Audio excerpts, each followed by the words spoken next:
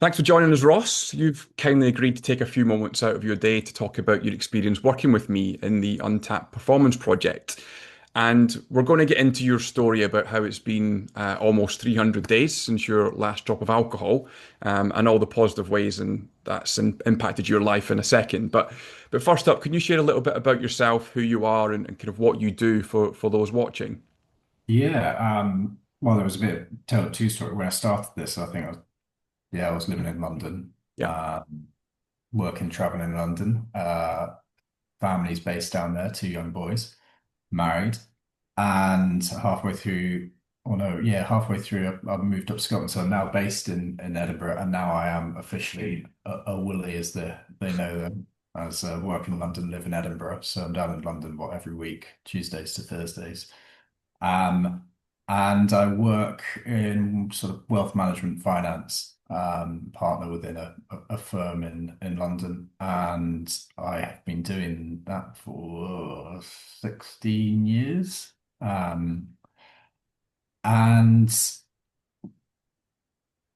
work-life balance, I think, is okay. It's not Mhm. bad. It's pretty manageable to some extent. Depends on time of the year. Yeah. And yeah, so I mean, we met back in the summertime or end of the Yeah, I summer. think I think it was around August time, and we kind of exchanged a few LinkedIn messages, and then we jumped on a strategy call, and we agreed to work together for 6 months from September Yeah. of last year. So take me back. What was going on in Ross's life then that made you initiate those conversations? Yeah, so I think social aspects, professional alcohol. I'll focus on alcohol because I know that the program began with that, and then we expanded into probably a lot bigger things Yeah. actually, which we can sort of delve into. But alcohol at the start has always been sort of center point of family. And I mean, just before sort of the summertime in 24, I was as your profession would like to say, I was a bit of probably a middle lane drinker, Yeah. probably getting closer to the faster lane though. I was probably drinking far too much. Whether I don't think it's got anything to do with that COVID excuse, really. It was Mm. just at the forefront of sort of everything I was doing socially. And as time sort of went on, as you get a bit older, sort of that Friday, Saturday became a bit of a Sunday, a bit of Thursday, Yeah. chucking a Tuesday there. And I think after a while, what sort of I did sort of note was you put out the bins, and then suddenly that glass bottle bin kept being quite full. Yeah. But no real excuse for it being full because it's just been a casual week, and then suddenly there's multiple bottles of wine in there or beer, etc. Mm. Lost my father last year in May last year. He was alcohol dependent. He was an alcoholic all his life, and had not a good relationship with him. Mm. It didn't impact me one bit, but I think the reflection of seeing him die at 70 because of that and having two young children, although I wasn't alcohol dependent or an alcoholic at all, Mm. I could just see the negative impact of alcohol or just excessive, unnecessary drinking of alcohol. Yeah. Um, and it led going into August bank holiday, which sort of gave an excuse. I tried it a couple of times throughout the year, ticking the boxes with dry Jan, etc. But Yeah. it got to a point in time where I thought, let's just see whether I need this anymore. And I think there has been quite a movement on the reduction of alcohol, no alcohol. Sort of not bandwagon, but it's Hmm. become more prominent and more visual. Previously, I think for a good number of years, it was alcohol really bad, and anyone that drinks is a bad person. Where actually, I think especially your profession and how you work with individuals, and just saying actually, just ask questions more than anything else, rather than sort of how do I describe it? And that's just ram it down your throat that alcohol is bad. It's saying actually Yeah. ask the questions about why you are doing it and why it's in your life, and actually is there the ability to not not do it. I mean, I started university in 2004, so it's just been ingrained in society, and it's just been that's just been the norm. Yeah, And I think trying to kick that's always difficult. And definitely. I've tried to think that how do I find methods of if I was to do it, how do I go about doing it? So yeah, September we began our discussion, I think, 2nd of September. And sort of one thing led to the other. And I am that person that, how do I say, if I have that person I can bounce stuff off, I think it's a lot easier than just doing it and doing something yourself. Yeah, I won't this, use the word willpower because I know you don't like it too much, but yeah. on that. Yeah, it's that accountability that comes with working with someone who's kind of on that shared experience with you. And you mentioned a few things there, reminding me of myself actually. You mentioned, that kind of Friday, Saturday becomes a Sunday and you chuck in a Thursday. And before you know it, more than half the week you've been drinking alcohol. So then by the time you kind of get over that, it's maybe Wednesday or Thursday again. And then you mentioned about the kind of being ingrained since you went to university. I mentioned that in my book. That was kind of when I really became serious about drinking when I went to university, and it was something that did kind of most nights, and I think as most university students do. But it kind of just continues on, and very few people stop and ask, "Hold on, is this serving me? Is this actually what I want to be doing? Is it helping me, get to the peak performance that I'm looking for in my career, my fitness, my health, family life, that kind of thing?" So yeah, I think that was similar situations that we've experienced, Ross. And you mentioned you tried kind of dry January and things before. Is there anything else that you'd looked at to solve this before we worked together?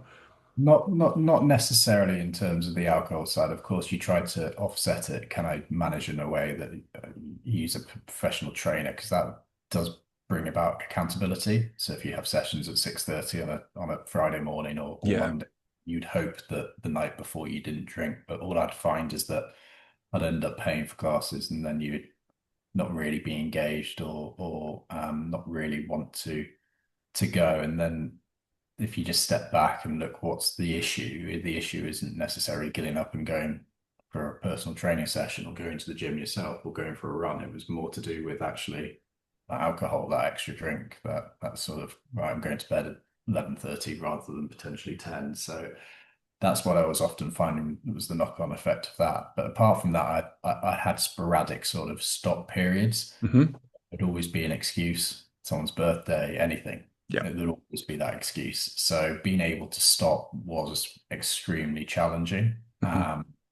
And I think what I really assessed that I needed to do is take a step back and just assess. And this is what I didn't know before we met was actually don't just necessarily assess the drinking. It's just looking at everything and finding what's enjoying, what do you like to do? Because to be honest, um, I still like going to the pub and catching up and just Yeah. that environment, that social environment, that atmosphere. Um, it's just changing your mindset slightly of what you can and can't do. The industry, the drinks industry has a part to play, I guess, in that, and they have greatly improved the options. And Hmm. I Yeah. discuss it a bit, but that habit factor was alcohol related. And now the habit factor can be still having a drink, but it doesn't necessarily need to be an alcoholic drink. Yeah, yeah, I think that's a big difference now. You can get, things like Lucky Saint on tap, and the alcohol-free options are so much better than they used to be, even kind of 5, 10 years ago. And when we decided to work together, you entered into the Untapped Performance Project, and it's split across two stages with six distinct phases. So in stage one, we had the alcohol reset, where we interrupt, reframe, and rebuild your mindset and habits around alcohol. And then in stage two, we run the results engine, where we use your control, action, and consistency to then achieve all the goals in and out of work that we got crystal clear on during the process. So, what was your experience of working with me going through each phase and stage of the program? I think I wasn't really prepared for the sort of the second half of it. I went into it with the alcohol focus because I had concerns about that.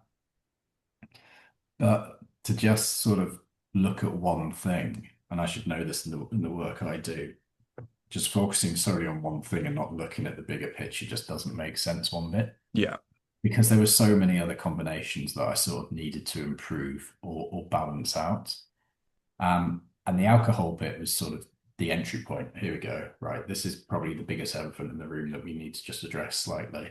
Um, and then as we go through the stages, it's then looking at the biggest picture. Now, I work with and have worked with sort of professional coaches who focus really solely on the work element of it. But I hadn't Hmm. really worked on the professional, personal, and the alcohol, so all linked as one, looking at more of a holistic Yeah. approach. Yeah. Um, to performance, not to sound too much like Jake Humphreys and all that, I don't deem myself necessarily as a high performer relative to a lot of people out there, but there are Hmm. elements of me that I always want to try and do things as best as possible. And what's the hindrance there? And alcohol was a hindrance. That was a negative input, but actually there's probably processes in personal life and work life that are needed to improve to just increase efficiency. Procrastination is a huge thing of me, and I mean I can be distracted by anything. I'm like a dog in that aspect.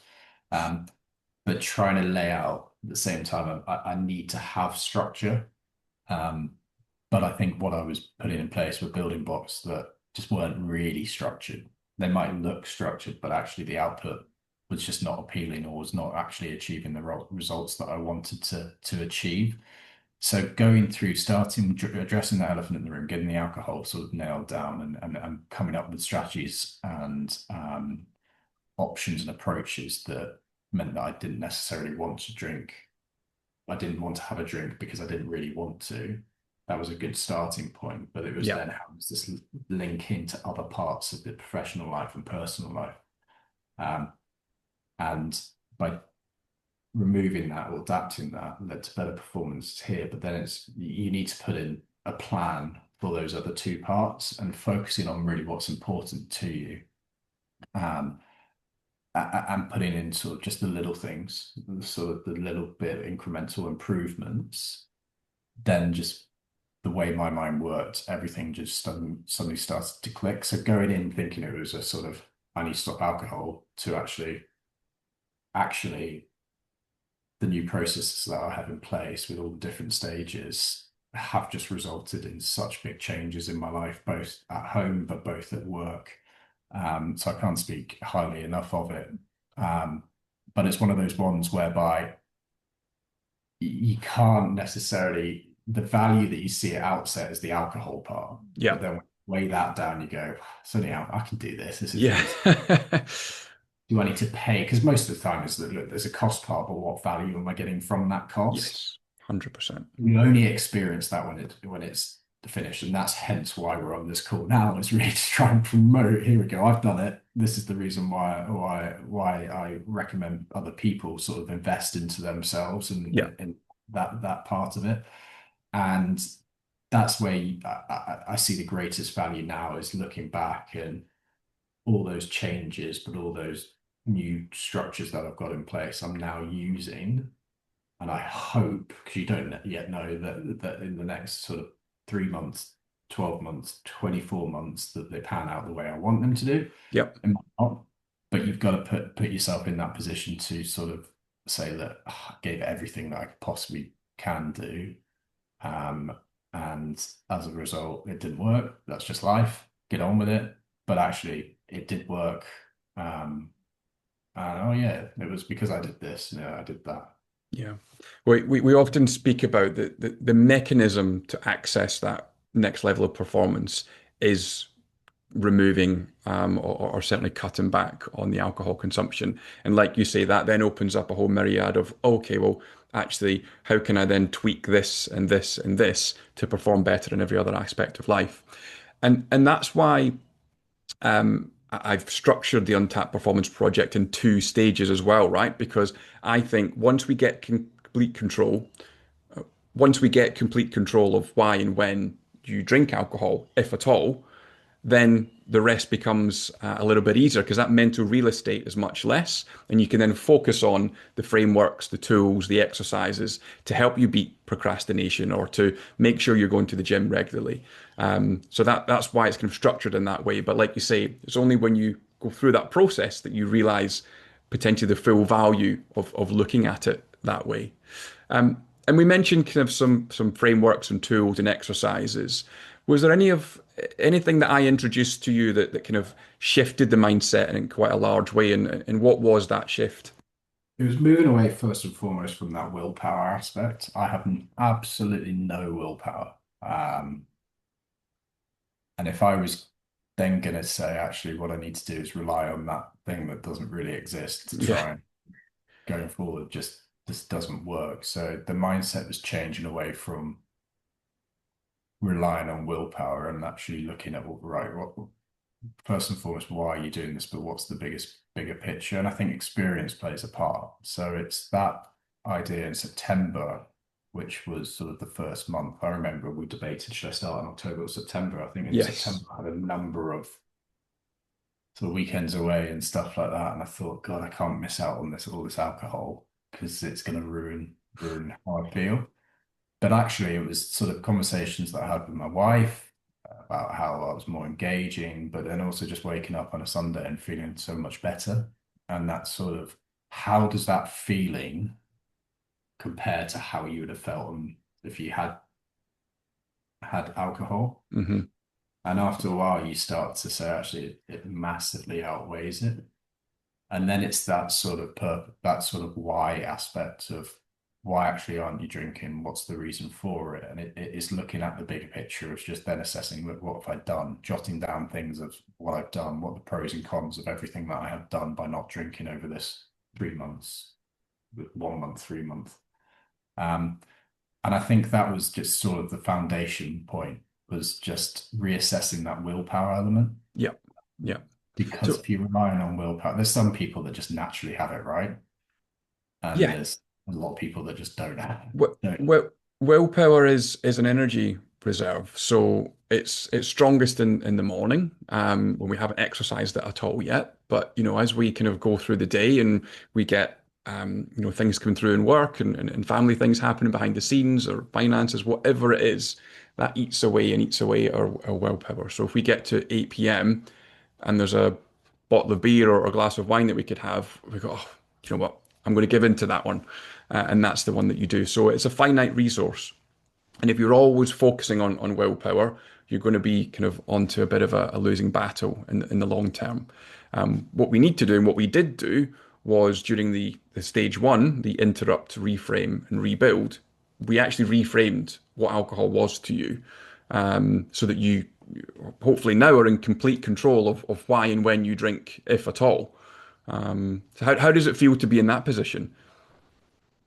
That's good because the one thing I've always is sort of the Adrian Charles did a really good documentary of it, and don't abuse it in your younger life when actually in later life when you've got that freedom and less responsibility, you give up that ability to have those drinks when you potentially could enjoy them slightly more. Hmm. And that's one thing that sort of clicked. That was a couple of years ago. And now, with regards to where I stand with alcohol, I don't know if I'll have a drink again. It's sort of one thing that was interesting is after you keep track of the days.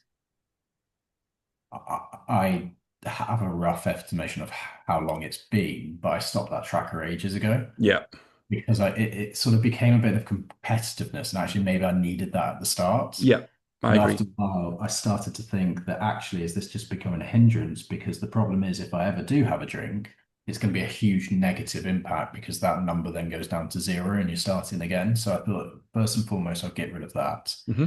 Um, and now it's I don't necessarily think about drinking or want to drink. I can go to pubs, I can go to bars, I'll have a non-alcoholic beer, etc. If I wanted to. But I think I've got myself into a position now where if I want to have a whiskey or a beer or wine, I could have one or two if I wanted to because I enjoy the I have the enjoyment of it, or maybe a Yeah, weekend away.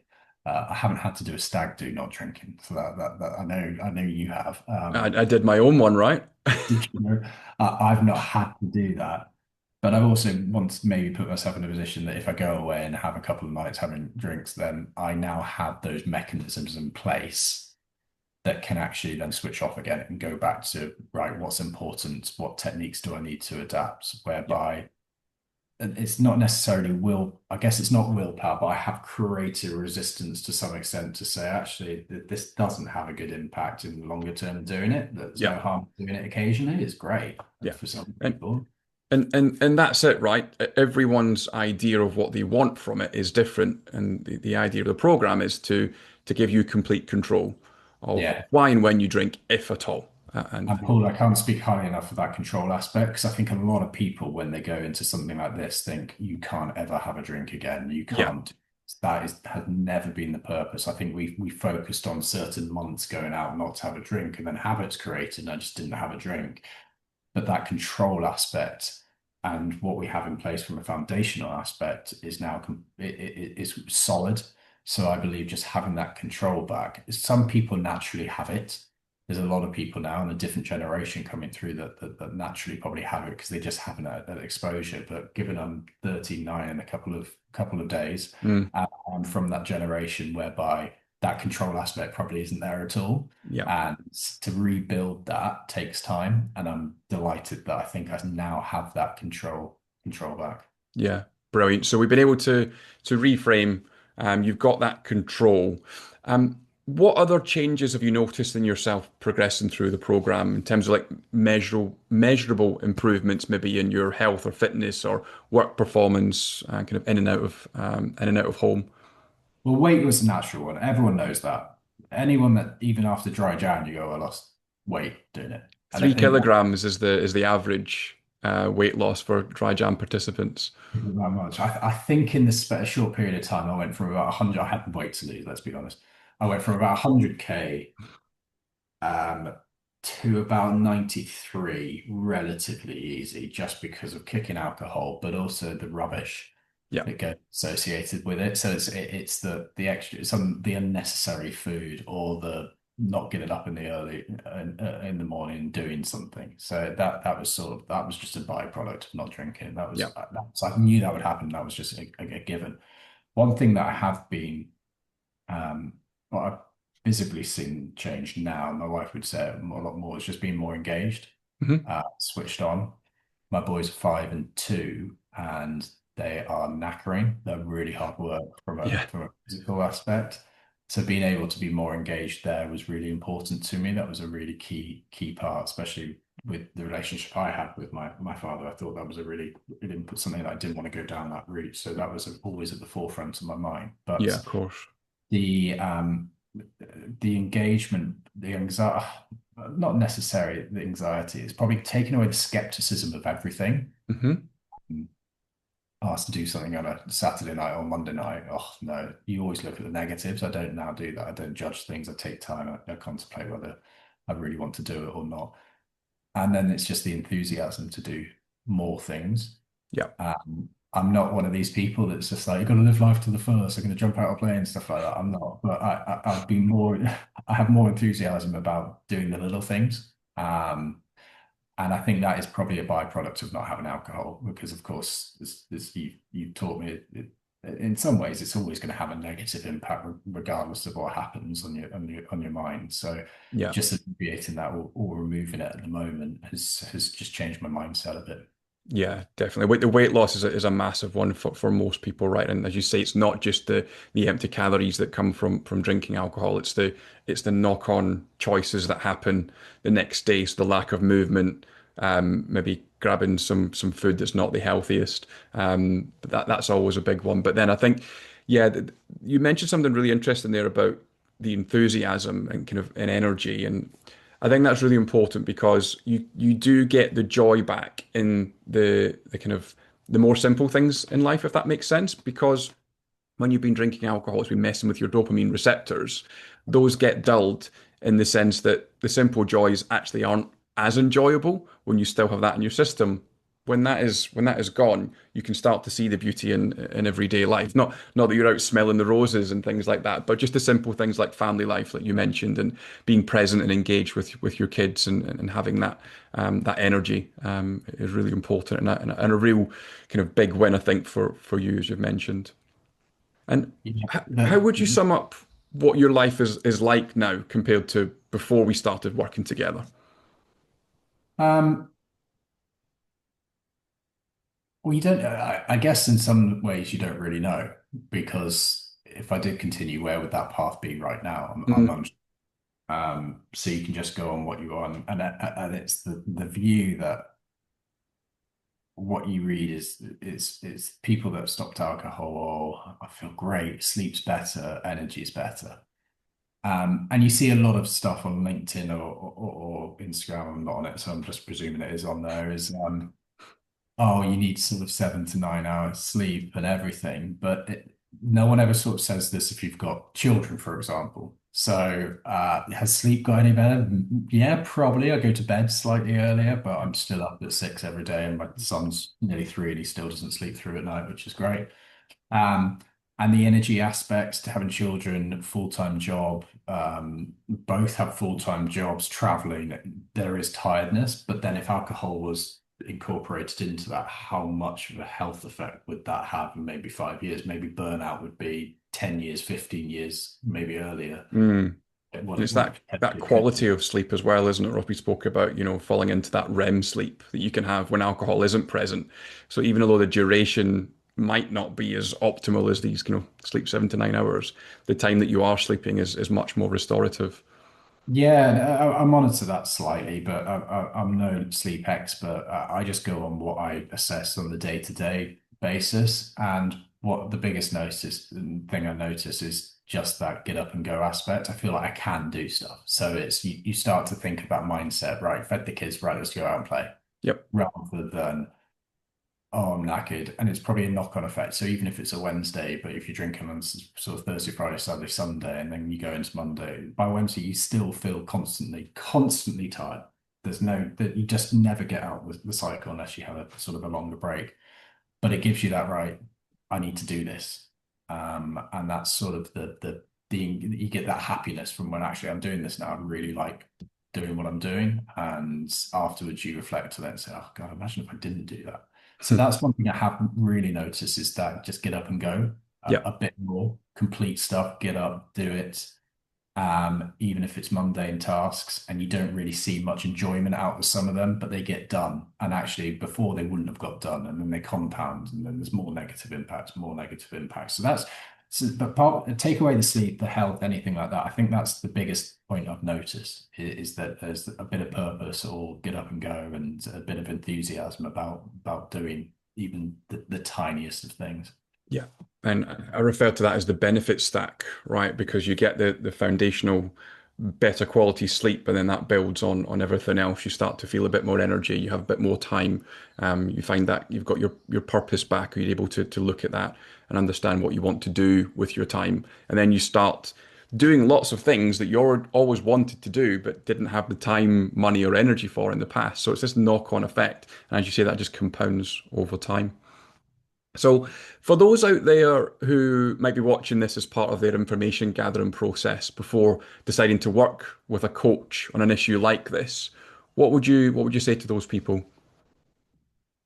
Um, I think if the first part, if you're thinking about it already, it's a bit like if you want to want to move your job and you reach out to a recruiter, you're halfway there already. Yeah, It's not far off here. I think sometimes there's a couple of hurdles or barriers, like anything. You sort of look at it and go, oh, I really want to do this, but it's going to be just too challenging. I can't fit this into my life. I have to go out and drink. That's just part of my life. I can't change. I just have to accept it. Whilst on the back of your mind, you're still thinking, I really, really want to have a break or not drink or stuff like that. And yeah. it's not easy, to be honest. At the start with that, it's really challenging. But when it comes to these sort of programs, you've started thinking about it, so you might as well explore it further. The hurdle would always be with anything, buying anything, is some form of cost. And it's assessing whether there is value in that. And I think you've got to say that actually, I'm going to give some buy-in to doing this. Um, because there's no point just paying for something and then just not trying to reap the benefits of it. Hmm. So, if it was, why did I do it back in August? I'd already been thinking about it, and I looked at the bigger purpose. I'd find that reason of why I wanted to stop doing it. Yeah. Um, I then had done a bit of research myself, and some of one of the books that you did, sort of read that, some of the stuff with some of the people that you have worked with and learnt off as well. Just Yeah. started to listen to that, and listening to, I think it's Chris Ramage, and some of his podcasts was Andy quite, Ramage, yeah. sorry, Andy Ramage. That was really helpful, and sort of just put that mindset into motion. And then once I had that first conversation with you, and it's like anything, whether you work with myself professionally or an accountant or lawyer, you just have the conversation first, usually just let's set the scene. And then it's just seeing actually, will I get value out of that? And I 100% have. Um, and that's what I would do if you are thinking about it. You're almost in the right frame of mind to actually probably commit to it. Yeah. Yeah. Perfect. And finally, as someone who's done it recently, do you have any advice for others that think their habits around alcohol might be holding them back from performing at their best and they're looking for that extra level of performance?